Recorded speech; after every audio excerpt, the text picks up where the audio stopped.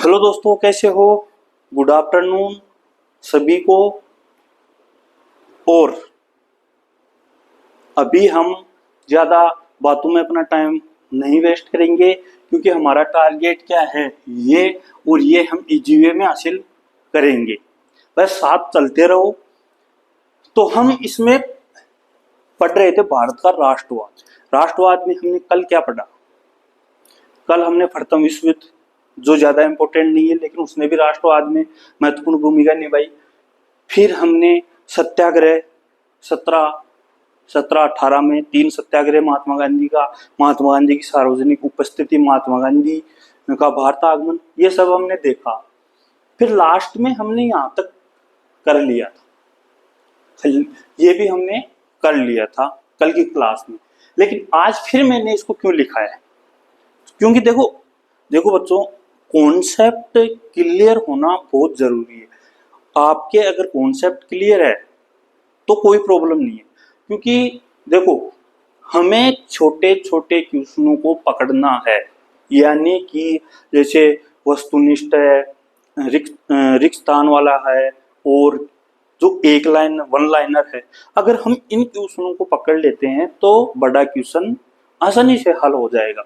तो हम देखते हैं इसको मैंने आज क्यों लिखा है, क्योंकि ये अब आंदोलन में, तो एक बार थोड़ा सा हम एक चीज के बारे में समझते हैं, क्योंकि ये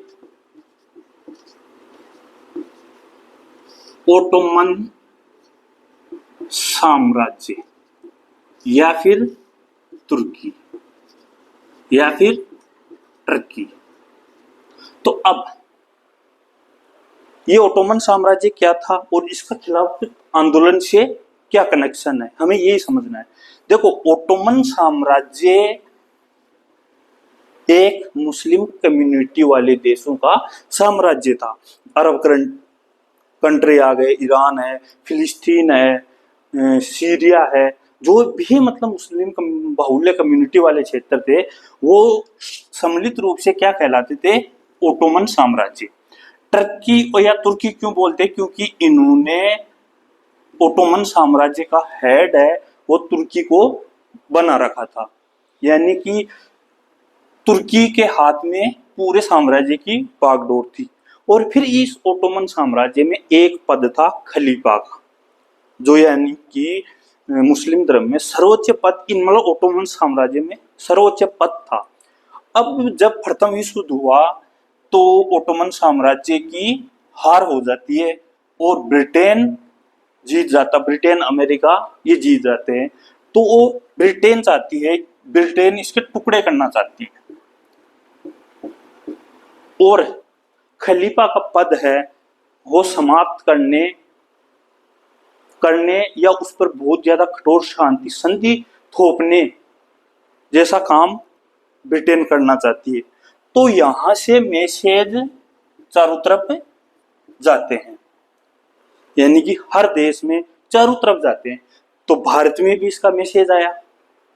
तो उस समय मोहम्मद अली जिन्ना, जो मुस्लिम कम्युनिटी के सबसे बड़े लीडर थे, उन्होंने साफ मना कर दिया, क्योंकि बोले हम तो इन अंग्रेजों से पहले ही परेशान है, अब ये नहीं क्या मुसीबत आ गई।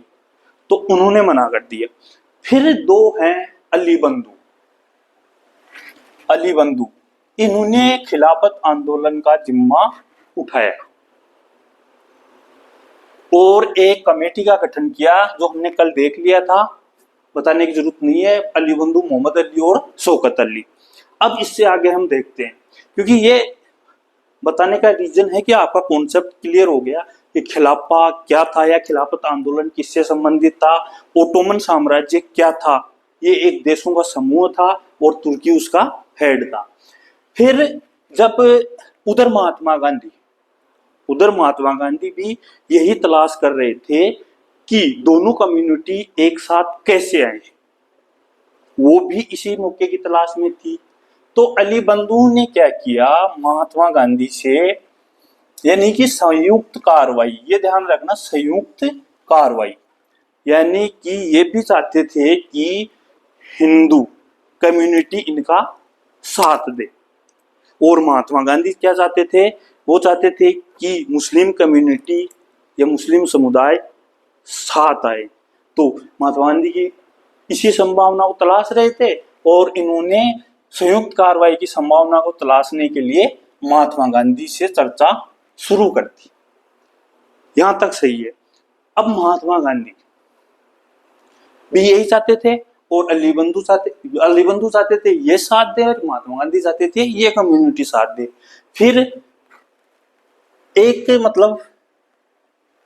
महात्मा गांधी ने, अब एक चीज और गौर से देखना बच्चों, यहां मैंने लिखा है देखो, विशेष अधिवेशन, कांग्रेस का विशेष अधिवेशन और कांग्रेस का नागपुर अधिवेशन, इसमें डिफरेंस समझो। क्यों? किताब के रीडिंग मारने से कुछ नहीं होगा, कॉन्सेप्ट क्लियर करना है और मेरा काम आपका कॉन्सेप्ट क्लियर करवाना है। तो विशेष अधिवेशन और यहाँ नागपुर अधिवेशन, क्योंकि देखो कांग्रेस के जो अधिवेशन होते थे वो हमेशा दिसंबर में होते थे।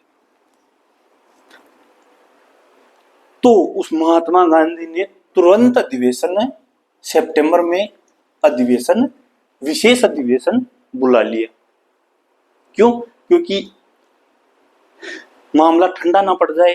वो भी जानते थे कि अगर मामला ठंडा पड़ गया और ये बिखर गए तो दोनों कम्युनिटी साथ नहीं आएंगी, कि महात्मा गांधी तो एक्स्ट्रा दिमाग लगा के चलते थे।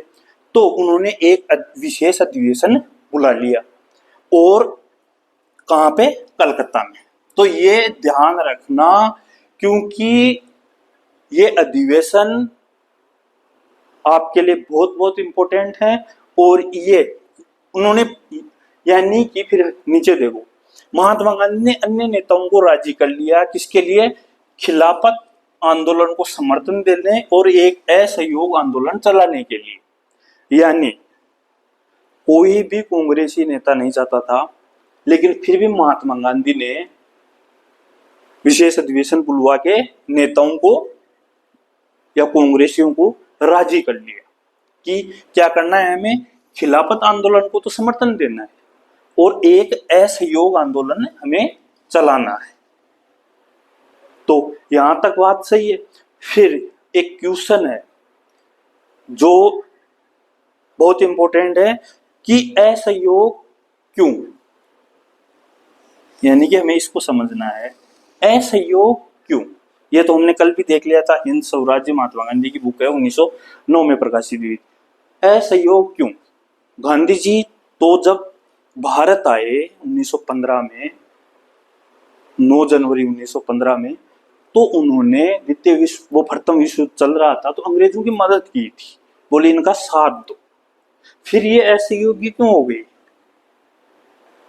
क्यों? क्योंकि प्रथम विश्व युद्ध के बाद में भारतीयों ने सोचा कि हमें कुछ रियायतें देंगे, कुछ प्रशासनिक पद देंगे, कुछ छूट देंगे शासन में, लेकिन वो और ज्यादा कठोर हो गए। तो फिर महात्मा गांधी ने एक स्टेटमेंट दिया था कि अंग्रेज भारतीयों के सहयोग से भारत में आए, भारतीयों के सहयोग से ही ये भारत में जमे, अब भारतीयों के असहयोग, यानी कि असहयोग से ही साल भर में उखड़ जाएंगे। ये महात्मा गांधी ने अपनी बुक में स्टेटमेंट दिया था कि असहयोग ही क्यों। तो याद रखना क्या कहा था, भारतीयों के सहयोग से आए, भारतीयों के सहयोग से यहाँ जमे, अब भारतीयों के असहयोग से ही साल भर में ये उखड़ जाएंगे। तो यहां समझ में आया। और दूसरी चीज, एक बात ध्यान रखना बच्चों, क्योंकि जो ये है नोट्स, ये एक तरह से नोट्स ही हैं। आप चाहो तो इनको उतार सकते हो वीडियो देख के, या फिर आप चैनल को सब्सक्राइब करके नंबर मुझे सेंड करके व्हाट्सएप ग्रुप में जुड़ जाओ, क्योंकि ये मैं वहां डालूंगा, क्वेश्चन भी मैं डालूंगा, प्रैक्टिस भी करवाऊंगा, क्योंकि हमें छोटे छोटे क्वेश्चनों को पकड़ना है। मैं अभी उसके बारे में बाद में बताऊंगा आपको। फिर यहां तक हो गया कि फिर महात्मा गांधी ने कार्यक्रम या सुझाव या कार्यक्रम कि हमें किस हिसाब से क्या है, क्योंकि पहले रूपरेखा बनानी पड़ती है, कि क्या करना है। तो एक तो पदवियां लौटाना, क्या हो गया, पदवियां लौटाना, क्योंकि अंग्रेज थे वो या तो जो उनके गुलामी करते थे उनको पदवियां देते थे, या फिर जो कोई महान या ज्यादा ही फेमस था उसको पदवियां देते थे। तो महात्मा गांधी ने कहा कि सर्वप्रथम हम पदवियां वापस लौटाएंगे। अब देखो कुछ पदवियां हैं, केसर ए हिंद, शायद किताब में नहीं दे रखा है। अब ये पदवी किसको दी गई थी, ये पदवी दी गई थी महात्मा गांधी को अंग्रेजों ने। क्यों? क्योंकि इसने प्रथम विश्व युद्ध में ब्रिटिश गवर्नमेंट का साथ देने के लिए अपील की थी। तो उस दौरान महात्मा गांधी को केसरी हिंद की उपाधि दी गई या पदवी दी गई। तो महात्मा गांधी पहले सहयोगी थे, अब असहयोगी हो गए। दूसरी जो थी वो थी नाइटहुड की उपाधि, नाइटहुड, नाइटहुड की उपाधि।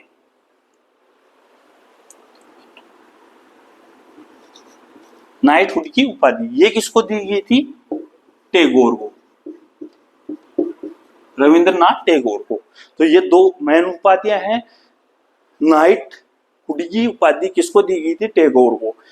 तो टैगोर ने तो जब जलियांवाला बाग हत्याकांड हुआ उसी समय इस उपाधि को वापस लौटा दिया। महात्मा गांधी ने असहयोग आंदोलन के समय इसको वापस लौटा दिया। तो पहला काम था पदवियों को वापस लौटाना।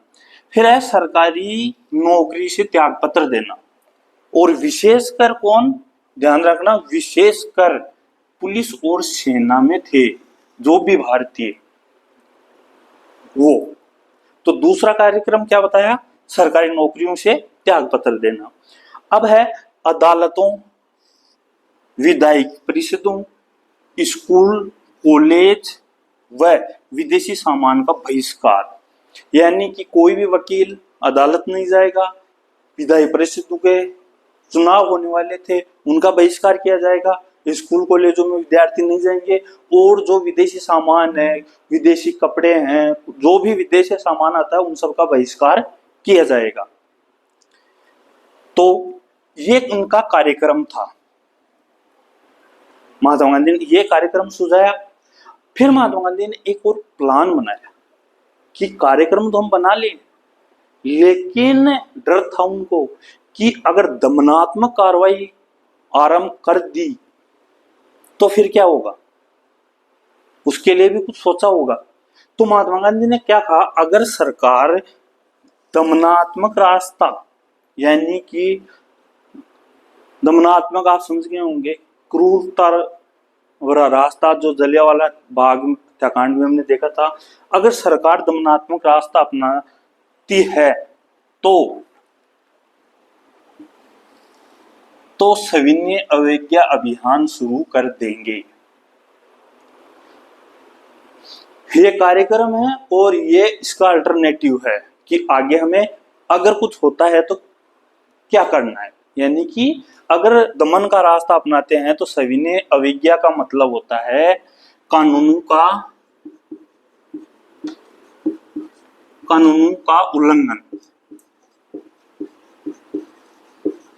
उल्लंघन।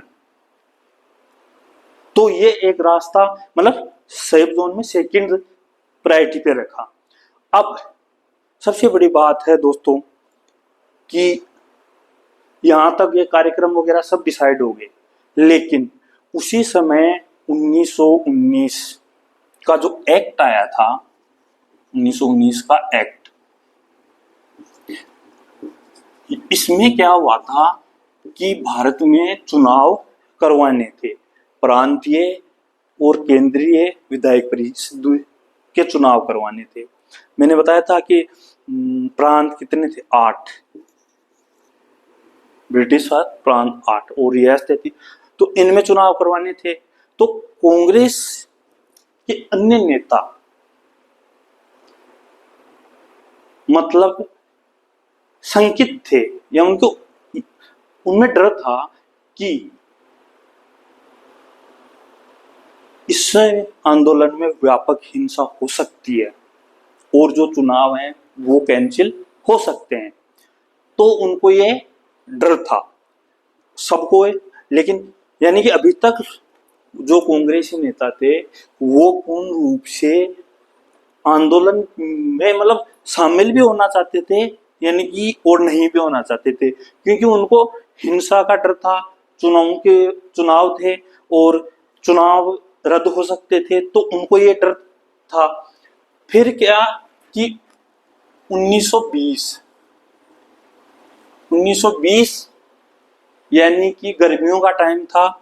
तो अब गर्मियों में महीना नहीं दे रखा अपने को, तो मई भी मान सकते हैं, अप्रैल भी मान सकते हैं, जून भी मान सकते हैं। लेकिन 1920 में एक कौन कौन, एक तो महात्मा गांधी, एक शौकत अली खान, यानी कि अली बंधु में शौकत अली, यानी कि दोनों आंदोलनों के लिए भीड़ जुटाने के लिए देश भर का भ्रमण किया, यानी कि ज्यादा से ज्यादा लोगों को आंदोलन से जोड़ने के लिए इन्होंने देश भर का भ्रमण किया। फिर मैंने कहा था ना कि कांग्रेस के बहुत से नेता प्रस्ताव से सशंकित थे। अब है क्योंकि क्यों थे सशंकित? नवंबर 1920 में विधायक परिषद के चुनाव प्रस्तावित थे। ध्यान रखना, ये कारण जो उनको सशंकित थे उनके कारण है, और एक उनको व्यापक हिंसा का डर था। दो मेन कारण थे जिसकी वजह से सशंकित थे। और उधर महात्मा गांधी और शौकत अली पूरे भारत में समर्थन जुटाने के लिए भागदौड़ कर रहे थे। फिर आता है दिसंबर, और दिसंबर में कांग्रेस का अधिवेशन होता है। ये सितंबर में हुआ तो विशेष अधिवेशन था, इमरजेंसी में बुलाया गया अधिवेशन था। ये स्वाभाविक अधिवेशन था क्योंकि दिसंबर में हमेशा कांग्रेस का अधिवेशन होता था, और वो कहाँ पे हुआ? नागपुर में। तो वेरी वेरी कितने भी स्टार दे लो, 10 15 20 30 जो भी हैं, इन दोनों के कितने भी स्टार दे लो आप, कम है। तो 1920 में, दिसंबर 1920 में कांग्रेस का जो नागपुर में अधिवेशन हुआ, क्योंकि गांधी जी मानने वाले तो थे नहीं, और मानना किसको पड़ा? जो नहीं मान रहे थे उनको मानना पड़ा। और फाइनली असहयोग कार्यक्रमों पर मोहर लगा दी। कब लगाई? दिसंबर 1920 में। और अब एक चीज है, दिसंबर 1920 में मोहर लगाई, इधर सितंबर में कांग्रेस का विशेष अधिवेशन हुआ। इस बीच में सितंबर से दिसंबर यानी दोनों अधिवेशनों के बीच में कांग्रेस में आपसी खींचातानी चलती रही। नहीं, कोई कहता आंदोलन करेंगे, कोई कहता नहीं करेंगे, फिर कहते करेंगे, कुछ नहीं करेंगे, और फिर फाइनली मान गए नागपुर अधिवेशन के दौरान। तो ये दोनों अधिवेशन विशेष इंपॉर्टेंट है, और डेफिनेटली मान के चलो कि क्वेश्चन आएगा। अब हम एक चीज देखिए कि जो आंदोलन था, ये आंदोलन क्यों आया, ये क्यों दिमाग में आया कि हमें असहयोग करना है, यानी कि क्या कारण थे, या क्या पृष्ठभूमि थी कि जिसकी वजह से असहयोग आंदोलन, खिलाफत आंदोलन का तो समझ में आ गया कि ओटोमन साम्राज्य या खिलाफा के पद, लेकिन ये क्यों चला? तो अब हम चलते हैं पीछे और इसका बैकग्राउंड बनाते हैं।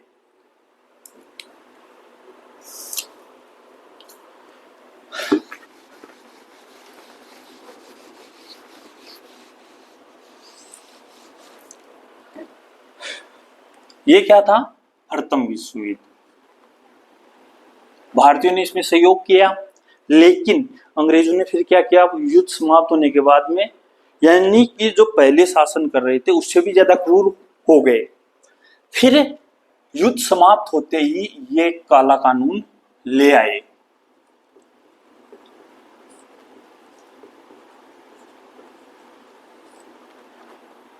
बहुत दमनकारी कानून ले आए सिडनी रूल एक्ट के नेतृत्व में। फिर इसी के कारण यहाँ पे पंजाब में मार्शल लॉ लगा 10 अप्रैल, कल हमने देखा था 1919 में। फिर ये जलियांवाला बाग हत्याकांड हुआ। फिर सबसे बड़ी जो बात सामने आई वो ये थी दोस्तों कि एक आयोग बनाया गया जलियांवाला बाग हत्याकांड की जांच के लिए। एक कमेटी बनाई अंग्रेजों ने। जनरल डायर था, उसको वहां से पद से हटाकर ब्रिटेन भेज दिया गया और उसे ब्रिटिश साम्राज्य का शेर कहा गया। वहां उसकी तारीफें होती रही और उनको कई पदवियां दी जो यहाँ वो घनी मतलब एक कुकर्ते समझो या जो काम करके गया था, यहाँ से बस शांत करने के लिए भारतीयों को उसको ब्रिटेन भेज दिया। लेकिन ब्रिटेन में उसे कई उपाधियां दी गई, खूब मतलब पैसे धन दौलत दी गई इस काम को करने के लिए। अब अंग्रेजों ने इसमें एक आयोग का गठन किया, उधर दिख नहीं रहा होगा, हंटर कमेटी। हंटर कमेटी, अब ये लॉर्ड हंटर के नेतृत्व में थी। लॉर्ड हंटर अध्यक्ष थे। लॉर्ड हंटर इसके अध्यक्ष थे। और ये कितने सदस्य मतलब इसमें शामिल थे, इसके अंदर एक अध्यक्ष प्लस 7 सदस्य, यानी कि टोटल हो गए 8। 8 में से 5 तो थे अंग्रेज और 3 थे भारतीय। समझ में आया? जो हंटर कमेटी थी वो जलियांवाला बाग हत्याकांड को की जांच के लिए अंग्रेजों ने गठित की थी हंटर कमेटी। और कब गठित की गई थी ये कमेटी? ये कमेटी गठित की गई थी अक्टूबर 1920 में, नहीं अक्टूबर 1919 में। 1919 में जब विरोध हुआ बहुत ज्यादा जलियांवाला बाग हत्याकांड का, तो इन्होंने फॉर्मेलिटी के लिए हंटर कमेटी गठित कर दी। कब? अक्टूबर 1919 में, शायद 10 अक्टूबर 1919 में, 10 अक्टूबर 1919 में। उसमें कितने थे? 5 अंग्रेज थे और 3 भारतीय। तो ये भारतीय भी वही थे जो इनके साथ थे। तो इनकी रिपोर्ट में वहां मरने वालों की संख्या बहुत कम, 100-200 के आसपास इन्होंने बताई इस कमेटी ने। भारत में भी एक कमेटी गठित हुई जिसमें जवाहरलाल नेहरू और महात्मा गांधी और एक और था, 3 सदस्यीय कमेटी थी। तो ये कमेटी, तो ये सब कारण, ये जो मैंने बताया प्रथम विश्व युद्ध, रोलेक्ट एक्ट, पंजाब में मार्शल लॉ और जलियांवाला बाग हत्याकांड और हंटर कमेटी। हंटर कमेटी 10 अक्टूबर 1919 को गठित हुई थी। लॉर्ड हंटर के अध्यक्ष थे। 8 सदस्यीय कमेटी थी, 5 भारतीय और 5 अंग्रेज और 3 भारतीय इसमें सदस्य थे। तो इनकी रिपोर्ट में शायद 200-250 आदमी, 100-150 आदमियों के लगभग मारे जाने की रिपोर्ट थी, जबकि वास्तविकता यह है कि हजारों में वहां लोग मारे गए थे।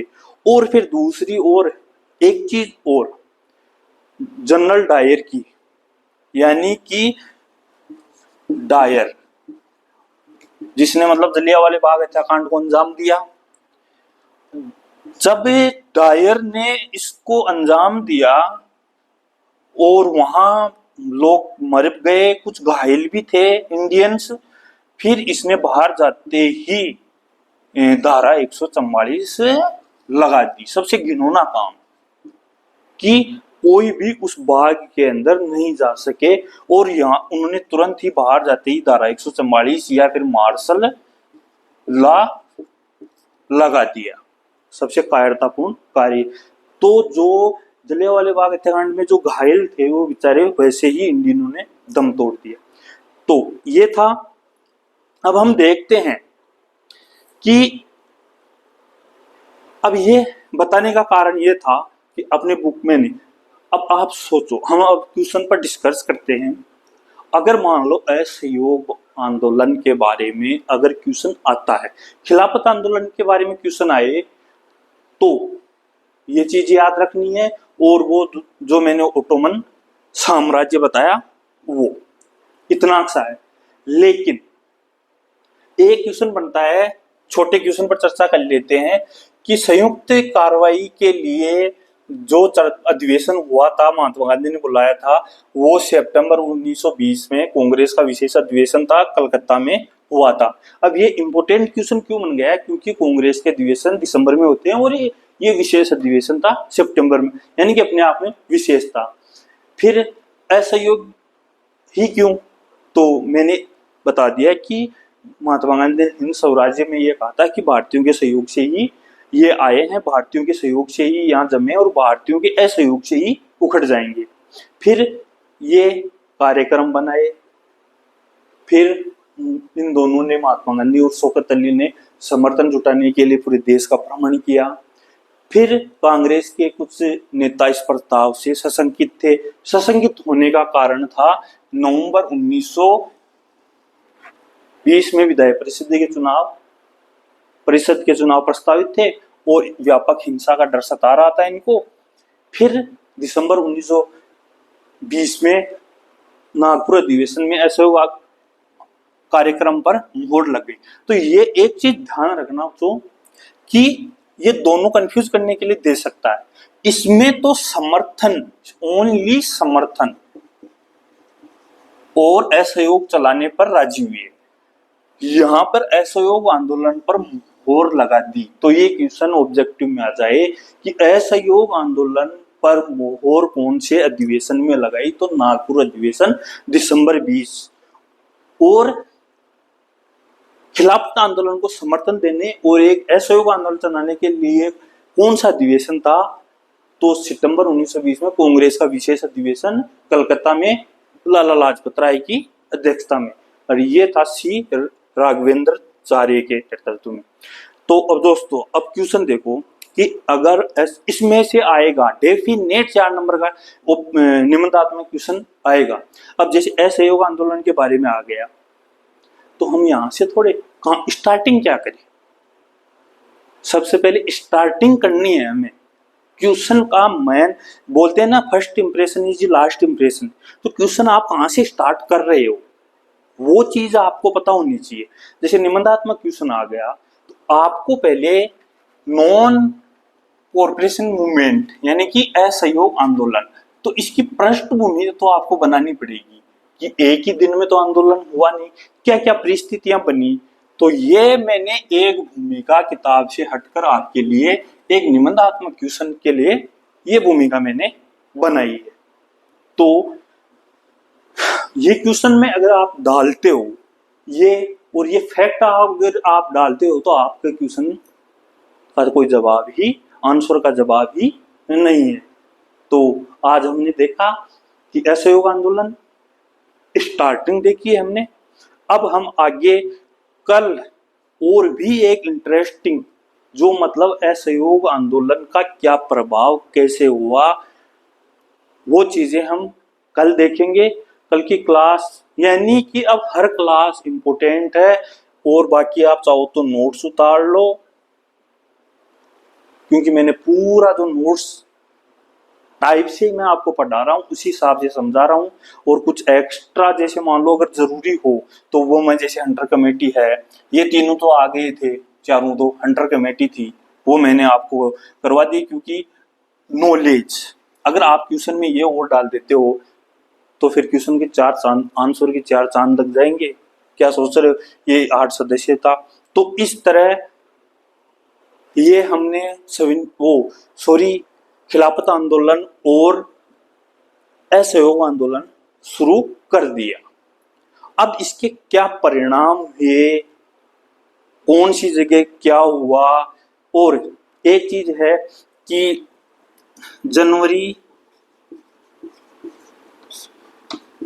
1921 में शुरुआत और विभिन्न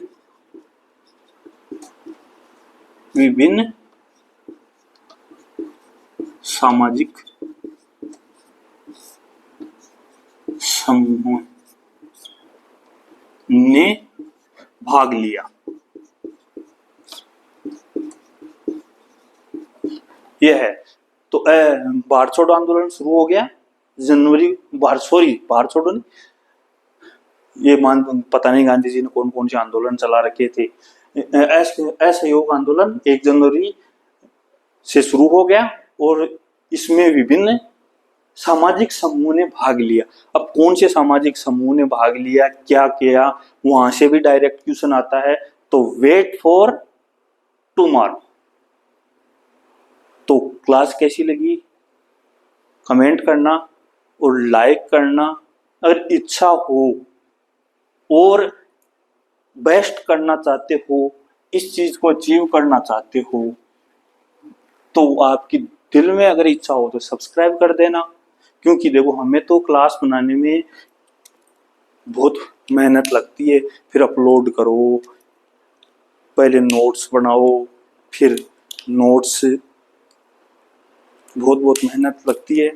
अगर आप थोड़ा सहयोग करें, आप अगर मान लो लाइक करेंगे तो आप जुड़ेंगे तो हम लोगों का कॉन्फिडेंस ही बढ़ेगा।